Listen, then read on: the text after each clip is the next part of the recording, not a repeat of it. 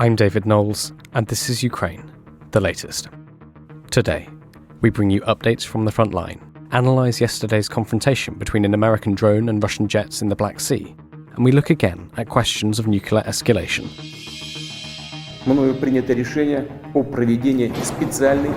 This hideous and barbaric venture of Vladimir Putin must end in failure. We need a military strategy for Ukraine to gain a decisive advantage on the battlefield, to win the war. Nobody's going to break us. We're strong. We're Ukrainians. Every weekday afternoon, we sit down with leading journalists from the Telegraph's London newsroom and our teams reporting on the ground to bring you the latest news and analysis on the war in Ukraine. It's Wednesday, the 15th of March, 1 year and 19 days since the full-scale invasion began. And today I'm joined by our Associate Editor for Defence, Dominic Nicholls, and former NATO Commander Hamish de Bretton-Gordon. I started by asking Dom for the latest updates from the battlefront. Hi David, hi everybody. So let's start in the Donbass. We'll come on to the drone in a minute. So yesterday President Zelensky spoke with his top military command and they agreed to continue to defend Bakhmut in the east. Following the meeting, President Zelensky's office said in a statement, quote, "After considering the defensive operation in the Bakhmut direction, all members expressed a common position to continue holding and defending the city of Bakhmut," unquote. So as we've said recently, they're making some hard calculations here about the number of troops they are losing, dead and injured, the amount of destruction that's happening, against is it in their operational and strategic advantage to continue the fight there for the price that they are extracting from Russia. They've decided that yes, that is still the case. It is still worth fighting there.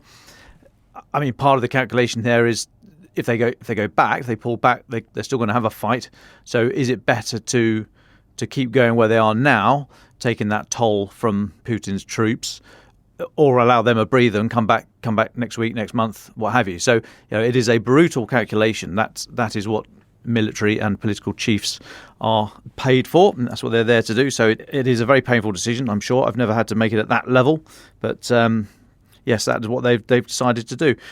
Now, other than that, I mean, we've said now for quite a number of weeks, it's very violent and busy on the line of contact, but not a lot else happening militarily across the country. And I would say that again today. However, just to give you an idea of what I wouldn't say a quiet day, but what a normal day, if you like, the current normal is in Ukraine. So figures out from the Ukrainian MOD. Now, you could take them with a pinch of salt. Always wise to have that little note of caution in the back of your mind. But I think Ukraine have been found to be pretty reliable on numbers. Anyway, they've put out the following figures for yesterday, which, as I say, if we were short of time, I would have said actually not a lot else happened elsewhere around the country. So yesterday, there were 40 Russian airstrikes across Ukraine. There were 100 multiple launch rocket system attacks across Ukraine, 12 other missile strikes, and widespread shelling. Kramatorsk, the city kind of in the centre of the country on the river, Dnieper River, that was hit, and a 3-story residential building was destroyed. There were civilians killed and injured there. Another missile strike in the town of Zatoka, which is 20 kilometres down the coast from Odessa, so south of Odessa down the coast. A missile strike there partially damaged a children's school. No civcas there, no civilian casualties, but this is happening, and this is on a daily basis. Now, the Institute for the Study of War, that's the Washington-based think tank, they did an interview with Insider, which is an online media outlet, and they've said that for the whole of February, since the Russian spring offensive, which I subscribe to the idea that it is underway. This is it. This is all they've got. Men running at Ukrainian lines. I think the spring offensive is underway. The Institute for the Study of War are saying that for the whole of February, the amount of territory Russia controls in Ukraine expanded by less than 0.04%. Now, they've been taking hundreds of casualties dead a day. We think that's accurate, sometimes over 1,000. So it's a colossal toll. And I mentioned that to bring you right back to the first thing I said was about the meeting yesterday with Zelensky and the top military and political advisors saying, keep fighting as they are in Bakhmut, because Russia is not moving forward to any great degree. I mean, I can't say they are not moving forward, because they are, but 0.04% is rubbish, and it's costing them dear. But that is a snapshot of what a currently normal day in Ukraine looks like. Now, last night the big news was this incident over the Black Sea. A Russian Su-27 fighter jet interdicted, did something with an American MQ-9 Reaper UAV, unmanned aerial vehicle, drone for shorthand. We're not entirely sure exactly what happened, but there was supposed to be harassment for about 30 or 40 minutes, after which there was some impact on the drone, and it either fell out of control or was then directed by controllers back in Creech in Nevada, satellite link obviously to the vehicle in the Black Sea, directed into the sea. So I mean, I don't know where it was exactly. So we don't know if there was any danger of it landing on land, but it was directed into the sea ostensibly to for safety, or as I say, it might have been completely out of control. Now, there were suggestions that the Russian jets, I mean, bearing in mind the speeds here, so the drone's going max speed 250 miles an hour, something like that. The jets can go up the speed of sound. They're basically going to stall. If they tried to come down to the speed of the drone, they're going to stall and fall out of the sky. So, they were buzzing it effectively. There were reports that at least one of the jets dumped fuel, either to clog the sensors. So these are cameras, other ISR, intelligence, surveillance and reconnaissance sensors that would be hoovering up imagery and electronic data from Ukraine. So yes, I mean, this is it can't be secret. Just have a look at Flight Radar 24, the website. This will show you all the air activity, and you'll see these drones. You'll see the patterns, UK, US and Swedish surveillance missions, both drones and manned aircraft. There was that incident last year when the British Rivet Joint plane, which is an electronic warfare aircraft, was there was a Russian jet fired a missile in the vicinity of. So this harassment's been going on for a long time. We'll come on to the consequences of what it means in a minute. It was immediately denounced by the US State Department summoned the Russian ambassador, and said that the American aircraft had deliberately and provocatively, quote unquote, moved towards the Russian territory. Going to mention that in a moment. The Americans said that this was just, it's in international airspace. It is a blatant act of aggression by Russia. So that's what's happened. I'll now just take a little pause there, and we'll come back on what it might mean. Thanks very much, Dom. Yes, I mean, just to go over some of the reactions, State Department spokesman for the US, Ned Price, said it was a brazen violation of international laws. US Senate Majority Leader Chuck Schumer called the incident another reckless act. Hamish to Bretton-Gordon, what was your reaction to the news? Dom, David, good afternoon. I think there are a couple of things here, and Dom's piece in the paper today, I think, was absolutely spot on. First of all, had this been a manned aircraft, we'd be in a completely different position here, and the discussion between manned and unmanned is probably for another day. I don't think this was a couple of Russian pilots, having a bit of fun, thinking, right, let's go and buzz a US aircraft and flip it over. It's probably something that is probably an operation planned at a much higher level. Whether it goes all the way back to Moscow, who knows? And the reasons behind it, I know that we're going to come on to, but it's very clear that the strategic intelligence and even the tactical intelligence, what we call the sort of dynamic targeting, that granularity of intelligence, we're going down to very specifics, very detailed sort of grid references, which undoubtedly has been provided by the West to Ukraine, is having a significant effect. And no doubt, as things, again, as you described, things are fairly quiet at the moment, but nobody expects that to last for too long.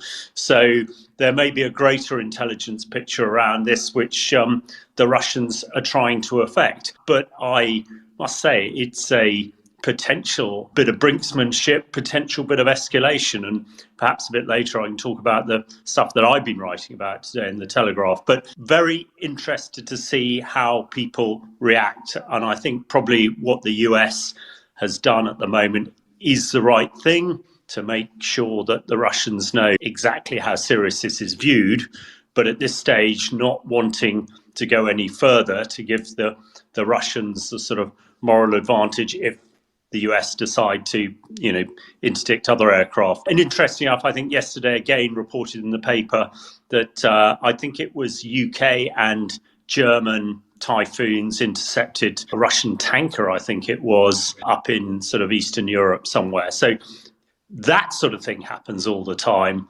Taking out American drones certainly doesn't, and be interested to see what happens next. Absolutely. Thank you very much, Hamish. Can I just ask both of you very quickly? I mean, Hamish, you touched on it there, but can we just remind our audiences what these drones are actually doing? In terms of what is, can we say, with some precision, what kind of intelligence they're gathering? Is it photographic? Are they listening? Dom, would you have any thoughts on that? Yeah, well, it's all of that basically. So that you've got a very good camera, which is a day-night camera. So that'll be, at the kind of ranges you're talking there, that's probably not the primary means, the primary intelligence asset that they're using, but it will be hoovering up electronic data. So every time a Russian air defense system powers up, for example, it'll be emitting energy. And if you grab all those little ones and zeros and the RF, the radar, the radio frequency energy, you can identify what it is, and then you can identify where it is, and then you can pass that information. I don't think, this has been widely reported. There is intelligence cooperation. I wouldn't go as far as say coordination, but certainly cooperation between the US and the external supporters for Ukraine and the Ukrainian military. So all that kind of information would be passed on.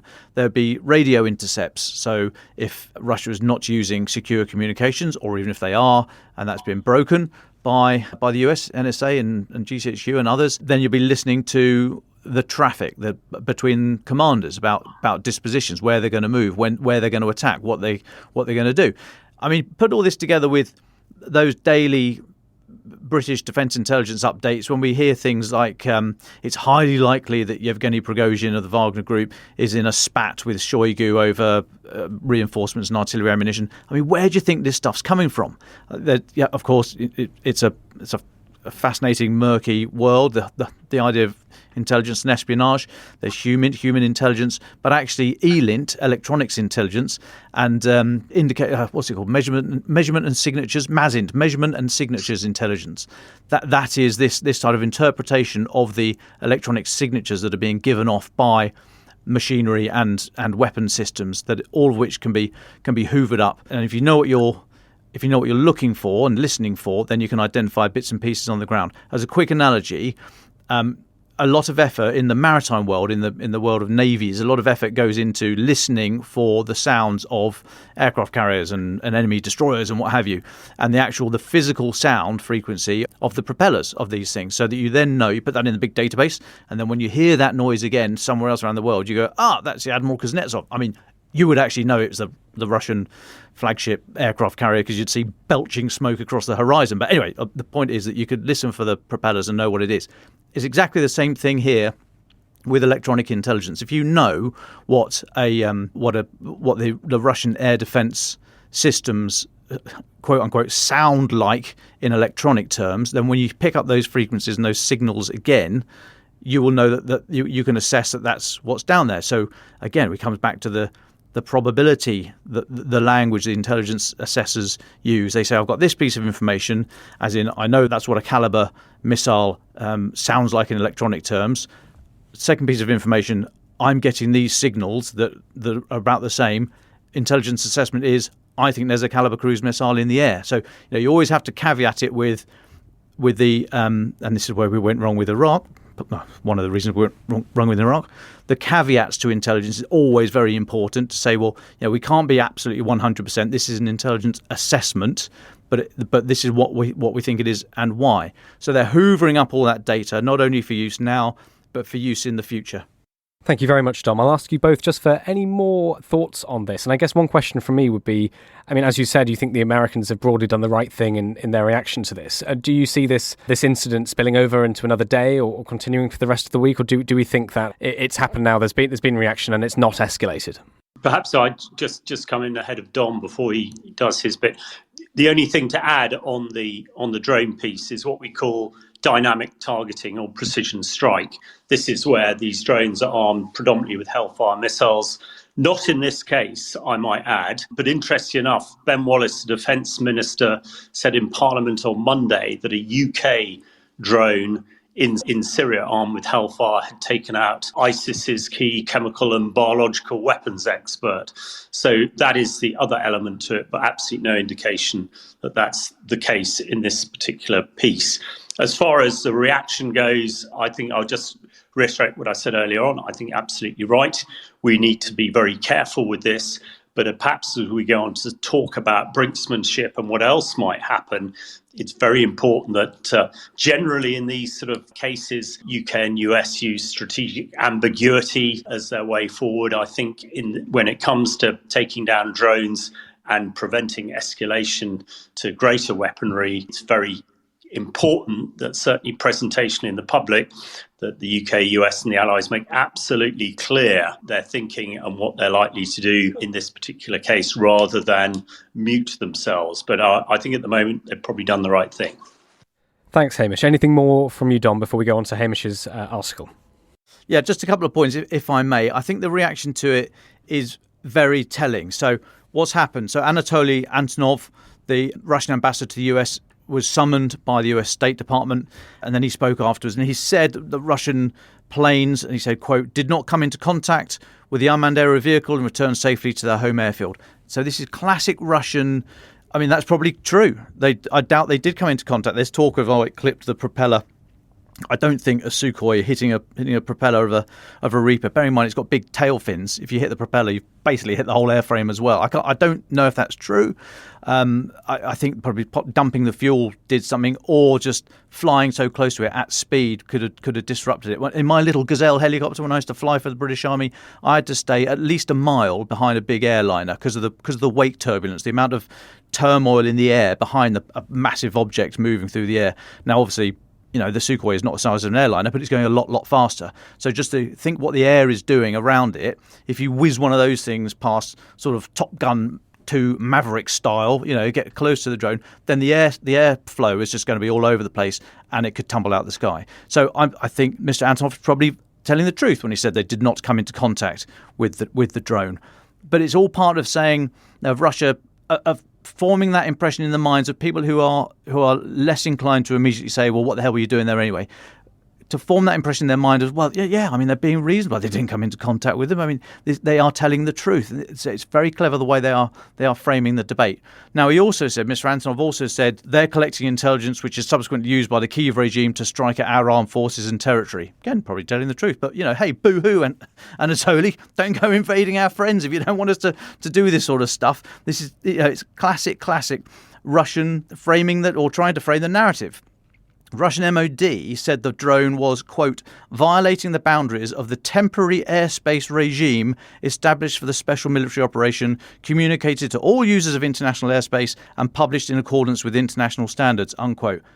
It's not for you, Russia, to decide any temporary airspace regime, even if you did communicate it to all users of international airspace, again, trying to make themselves sound legitimate. Who the hell are you to say what the temporary airspace regime is and who can fly where? If it's in international airspace, you do not get to redraw these boundaries and then say, well, it was violating the boundaries of this temporary airspace regime.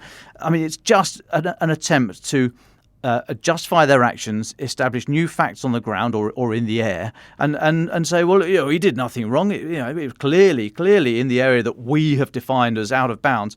I mean, very, very interesting framing. Coming back the other way, even more interesting framing, I think. So the Senate Majority Leader, Chuck Schumer, a New York Democrat, he said yesterday, quote, I want to tell Mr. Putin, and sorry, listen to this carefully, please. He said, I want to tell Mr. Putin, stop this behaviour before you are the cause of an unintended escalation.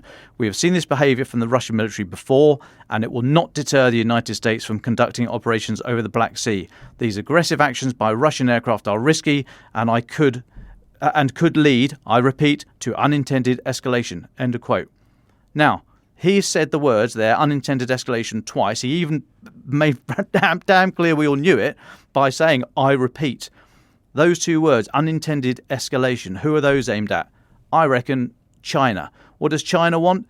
China wants a stable world order, albeit working for itself. Beijing wants stability in the world order, doesn't like this war. Putin promised Xi a quick 3-week in and out. It didn't work like that. So Xi Jinping is not happy. They want stability. They want global order. So anything that's unintended has all sorts of ramifications. It could go anywhere. And escalation, they absolutely do not want that. Now, I think it's very interesting. We'll come on to Ron DeSantis' comments a bit later, I think. But I read that message from Chuck Schumer as directly not appealing to China, but speaking to China and saying, look, you're going to Moscow next week, then you're going to Kyiv. You need to tell that bloke in the Kremlin to stop this, because there is unintended escalation on offer here if this carries on. This is the first time for a very long time that the US and Russia have come into direct confrontation. There was a dust-up in Syria in 2018 when hundreds of Wagner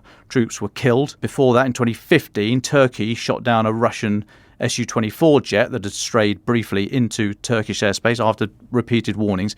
So NATO has hit and downed Russian stuff before, but it is very, very rare, and this was not a crewed vehicle, as in it was not manned, but this was still a strike by Russia against America, and so the risks of this unintended escalation are huge for all of us, and I think that was a direct message from Chuck Schumer to Xi Jinping ahead of his visit next week. Thanks very much, Dom. Well, let's stay with this idea of escalation and unintended escalation. Hamish, you've written a really, well, in some ways quite worrying but fascinating piece for The Telegraph that's out now on the website. I believe it'll be in the paper tomorrow. Over the past year, you've been looking primarily at the impact of the invasion on the nuclear power plants, of the risk of nuclear escalation. What are your latest thoughts around this? Well, thanks very much for publishing it to begin with. And I would say that this is an academic paper I've been writing for the last 6 months with Bob Seeley, MP for the Isle of Wight and Foreign Affairs Committee, and a PhD in Russia, and also a chap called Ted Bromond, who's part of the Heritage think tank based in Washington. So I will repost the paper because it goes into a lot of detail, but very apt, I think, when it comes to brinkmanship. Number one, I would say, the sort of exam question is, will Putin go nuclear in Ukraine, and what do the Allies need to do to prevent that? I mean, I think it is still highly unlikely, but not inconceivable. And that's the sort of start point there. We looked, and interesting, I got a hell of a lot of comment already on the Telegraph about it. And somebody pointed out to me, which I hadn't really considered, that, of course, Putin has used nuclear and chemical weapons in this country already. Albeit on a micro scale, with the polonium attack on Litvinenko in 2006, and, of course, the Novichok attack in Salisbury, where I'm talking to you from, in 2018. And we looked very closely at Putin to try and work out, his sort of thought processes here. And, number one, the whole nuclear issue has been to keep NATO out of Ukraine. And, reassuringly, in a way, that just hasn't happened. So, Putin's number one aim with his nuclear threats has not worked. So, that gives us a little bit of solace that that's not going to happen.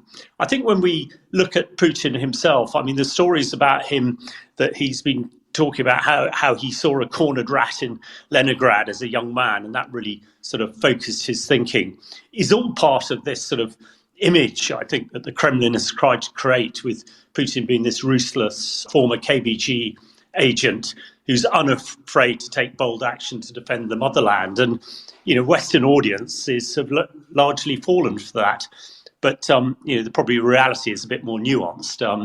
Putin is probably far more rational and calculating than perhaps, opponents give him credit for. And, I like the Garry Kasparov line that, he's fond for the good life. Kasparov says Putin wants to rule like Stalin, but live like Abramovich. And when things are going as they are in Ukraine at the moment for him, brinkmanship and where he goes next is absolutely key, which is why we've looked into it. When we actually, what he could do, I think the strategic side, that is the Armageddon global nuclear war, is still, virtually inconceivable. And when we look at the tactical nuclear weapons, which we've talked about before, interestingly enough, somebody gave me a figure which you guys might know better about, that between 40 and 60% of precision-guided munitions fired in the Ukraine conflict by the Russians have either failed to hit their target, haven't detonated, or both of the above. And when we look at his tactical nuclear, there are a lot of people who believe, and I agree, that they are probably unusable, which again gives us a little bit more confidence on the nuclear side. But as you introduced there, I think the biggest concern for me is the nuclear power stations, because taking down the infrastructure, the power and the heating infrastructure, I think Putin said, I'm going to turn the lights out. Nuclear is absolutely fundamental to that. And we only heard last week that the power had gone off at Zaporizhzhia, this massive nuclear power station. And, we're only a misjudgment or a miscalculation away from a disaster there. So, and there's sort of so what to all of that. The UK or the West, predominantly the US and ourselves and the French, the nuclear powers opposing Russia here, we talk about strategic ambiguity. I think there is, again, for public consumption, a little bit like we were talking earlier with the drones, that perhaps we need to be more direct on this. And I personally believe, whether it is actually British government policy or not, I'm sure people wouldn't want to go there, that if there is a use of nuclear weapons of whatever type by the Russians, it would be met by an overwhelming conventional response. Now, I think my US colleagues are very clear to point out that this wouldn't directly be by the US or necessarily the UK, but would be enabled by. And that would cause the complete meltdown of the Russian army. And I think, the state of the Russian army at the moment is obviously a huge concern for Putin. And without forgetting, of course, that we've got 250 or so modern Western tanks coming up over the horizon and the possibility for a major offensive by Ukraine.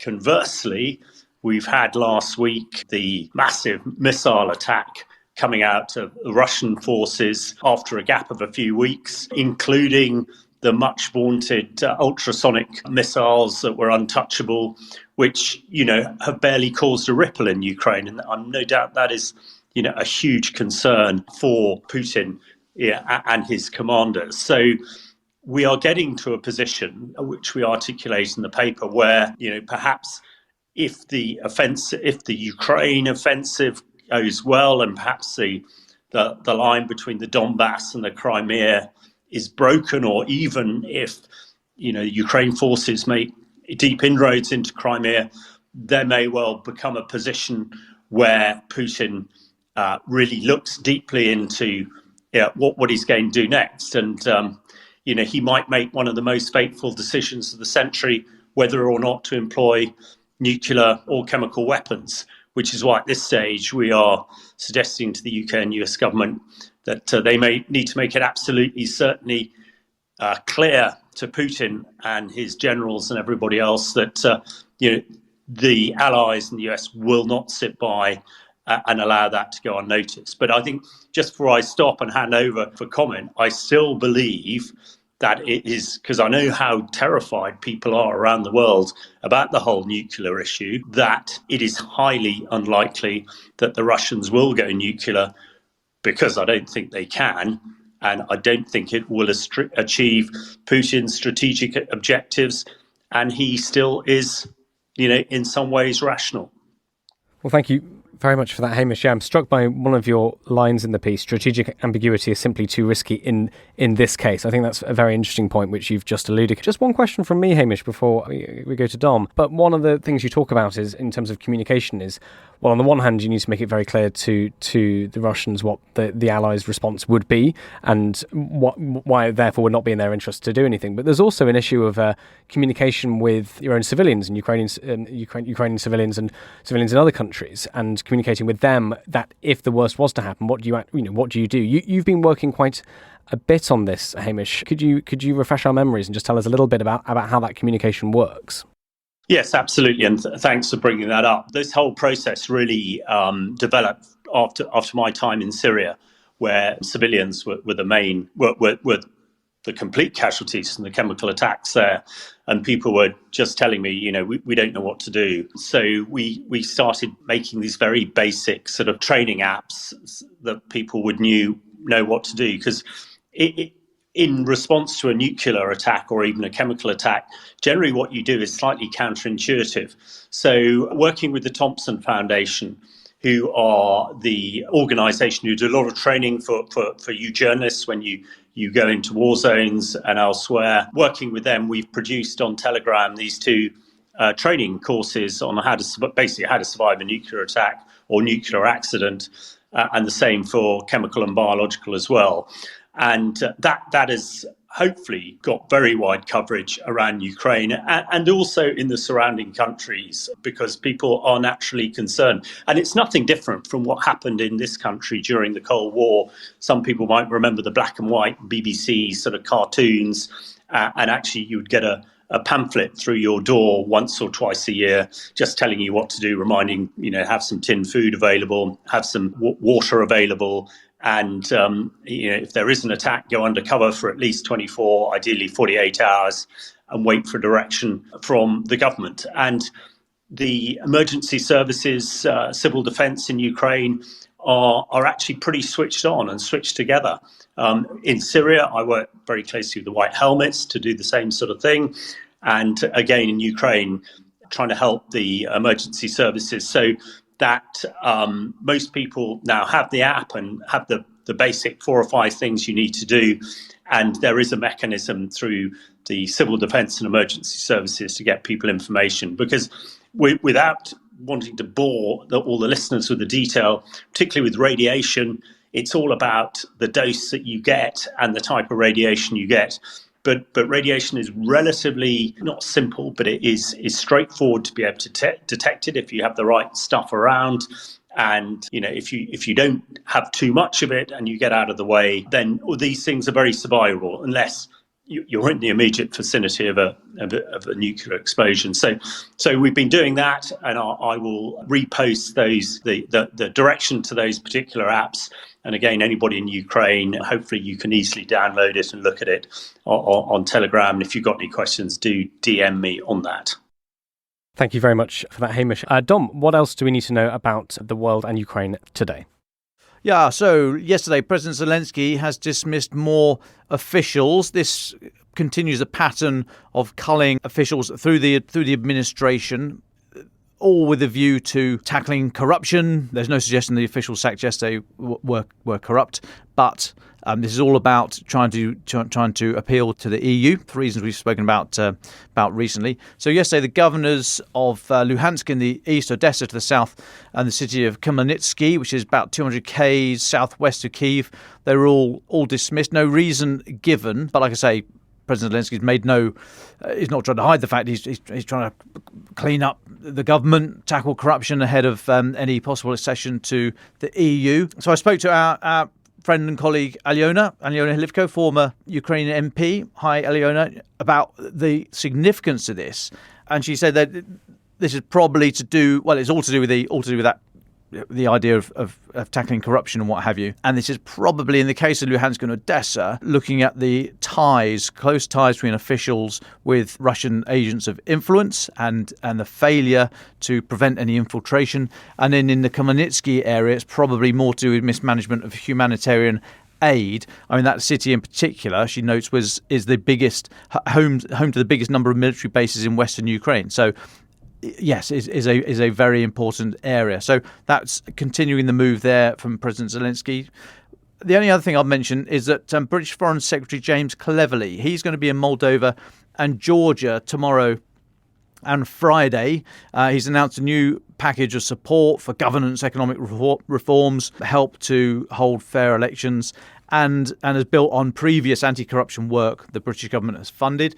Now, it's only 10 million quid, which is a lot of money if you're trying to find it in your pocket, but not a great sum. But it follows other similar sums and other practical assistance, such as help with defending against cyber attacks or combating Russian disinformation, reform of the armed forces, that kind of thing. So James Cleverly said, quote, "Few societies understand the underhand tactics of Russian malign activity more than Moldova and Georgia. The UK will not stand idly by while Moscow blatantly undermines their democracy, sovereignty and territorial integrity. We must reinforce their resilience to Russia's hybrid threats, safeguard the democratic choices for their people, and protect them from the threat on their doorstep, unquote. So, yeah, I think this is good. But, look at the wider context, especially with Ukraine seeking NATO and EU membership. I just wonder if there's a chance here for Ukraine to get steal a diplomatic march. Now, they are busy. They've got 300,000 Russians to deal with first and foremost. But the thought of, for the reasons we've, again, discussed recently with that the summit, the Oxford Ukraine summit I was at on Monday, it's going to be a long time before Ukraine is invited into NATO and looks like the EU as well. But in order to deepen security ties with those institutions and the West more broadly, and external support, and make the country intensely a pivotal player, valuable to all those institutions, I wonder if there's a role here where Ukraine could aim to be the sort of regional champion countering malign Russian influence in Georgia, Moldova, maybe even Azerbaijan, perhaps eventually one day Belarus. It could be that linchpin in the east, with a border with Russia, the history we're going through at the moment. I just wonder if there's a role there in the future for Ukraine to be a regional champion countering this type of activity from Russia. But they were just some random thoughts from me. Thank you very much, Dom. Let's go to our final thoughts then. Dom, you can go. You've just spoken for quite a few minutes, so Hamish Bretton-Gordon, would you like to go first? Certainly, and thanks again for having me on. I know lots of people are really concerned, and I see it on my Twitter feed and comments on the piece in the Telegraph today about the whole nuclear thing. But I would restate that I think it's still highly unlikely, and as long as our leaders do the right thing, I think that'll be the case. The other, I usually give an update on the tank firing on Salisbury Plain and Bovington from my position here. The only thing I'd said, it's been silent for a while, and hopefully all that heavy metal is now well on its way, and hopefully will give Ukraine the boost in its spring offensive with the modern Western heavy metal to allow them to prevail. Well, thank you very much for that, Hamish. Dom Nichols, would you like the very final thoughts? Thanks. I'll just go back to the drone and, more importantly, the fallout from it, no pun intended, but the political comment and response. So you've got Ron DeSantis, who's the Florida governor. I think he has said he's going to stand for the presidency. Yeah, I think that's right. I think he's already declared. But anyway, he has said that he's declared that protecting Ukraine is not a vital interest for the US, and called the war a territorial dispute between Kyiv and Moscow. Now, he is more in line with Donald Trump on this area, although he's going to be standing against Donald Trump when it comes to Ukraine. They seem to be on the same page. But his comments then put him very starkly at odds with those of other senior Republicans, such as Mitch McConnell, who back support for Ukraine. Now, Mr. DeSantis has said, the quote, the Biden administration's virtual blank check funding of this conflict for as long as it takes, without any defined objectives or accountability, distracts from our country's most pressing challenges, which he talked about the threat to their borders and primarily China. And so I think it's going to be really interesting to watch the response from the US politics, particularly the Republican Party. Got a presidential election in 2 years' time. So they're jockeying for position now, and Ukraine is right in the middle of that because of what it means in terms of values. And I just wonder, if Mr. DeSantis doesn't draw a direct line in terms of vital interest between what's happening in and to Ukraine with what he seems to see as the bigger thing against China, then I think he's mistaken, and I think it shows an insufficiently mature view of world geopolitics. Dare I say it here from the Telegraph, Mr. DeSantis, but this is all about values. Okay, and if you don't think that the values of international law and order are at stake here, or if we allow them to be challenged and allow this idea that might is right, and you can roll over borders and turn just uproot international norms and law just because you want to. If you think that's acceptable, then guess what China are going to think about it. And if you see that as the bigger fight, Mr. DeSantis, then this is where you test it. It's almost a clunky analogy, but if you see the world's response to COVID as a kind of a little bit of an idea about, well, how the hell are you going to deal with climate change? This is a little sort of tester, a little teaser, a warmer in the bank. How are you going to handle that, fellas? If you don't see that for exactly the same reasons, we are getting correctly heated over the disgusting war in Ukraine, as this is the way that China is going to act over Taiwan and the international rules and norms for the next century and God knows how long. I think you're mistaken, and this is where you make your stand. And if you decide it's all too difficult now and we'll come back in a few years' time and deal with China, I don't think that's going to work. I think it will be bigger and worse then. This is where you have to. This is the bud, and we need to nip it. And I think Mr. DeSantis' comments there, by saying it's not in America's vital interest to get to support Ukraine, I think is mistaken. Now, he says he's criticising President Biden for not having defined objectives and so on and so forth. That might be fair. We need to have some idea potentially for what the US would like to see here, or maybe they're going for constructive ambiguity. They don't want to nail their colours to the mast yet. That's fine. That's politics. That's US domestic politics taking those positions.